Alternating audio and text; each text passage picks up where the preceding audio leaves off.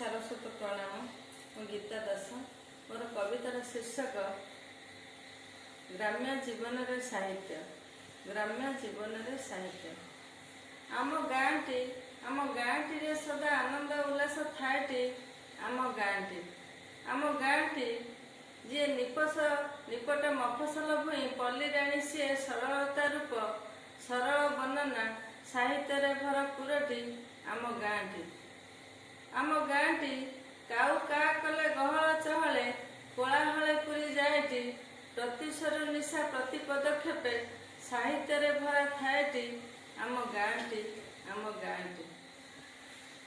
गाँटी जथरू उत्तरी कुआ कुआ डाक नवकलिकार नूतन स्वरर राहटी।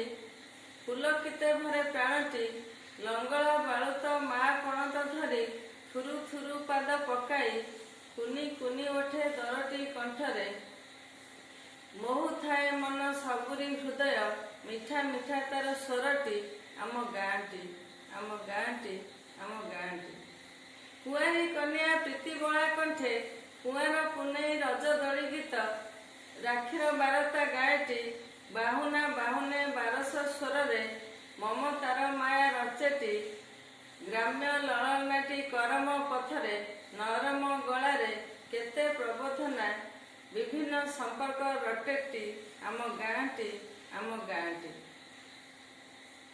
गाईआल पुआ गोधन को नहीं गीत गाई गाई जाएटी। कृषक बापुड़ा बिले गाए गीत राम लईक्षण मृगया को गले सीतारे रावण हरिटी। आम गाँटी संध्यारे बसी जेजेमा खोलती कल्पना कहानी मणिटी। ढगढ माईर केते उत्थापना नाती नातुणी गहणरे केते सरधार वार्ता बांटती। आम गाँटी गाँ चाहाड़ी अवधान आम ज्ञान गारिमार खणिटी। कोमल करुणा स्नेह प्रेम प्रीति दया क्षमा त्याग नीति आदर्शर नूतन आदर्श नूतन प्रेरणा सर्वदा शिशु को दियंती। आम गाँटी सारा दुनिया को चाहेटी।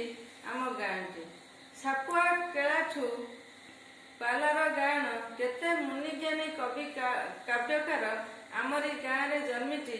साहित्य जगते देइछंती भरी अपूर्व चेतना बाणीटी। आम गाँटी शरीर छाड़िले छखंडी बाउंसे भाड़ीटीए बंधा होईटी। बाद्य हुड़हुड़ी खई कौड़ी रे राम नाम सत्य है हरि नाम सत्य है बोलीटी। आम गाँटी जहार तुलना धरा परे नहीं दिवस रजनी आद्यु प्रांत जाए संपादित हुए भाषा भावमय कलना जहार नाहीटी। से गाँटी रे सदा साहित्य क्षेत्र अति परिव्याप्त परिपृष्ठे भरी सभ्यता संस्कृति वर्णने अवर्णनीयटी। आम गाँटी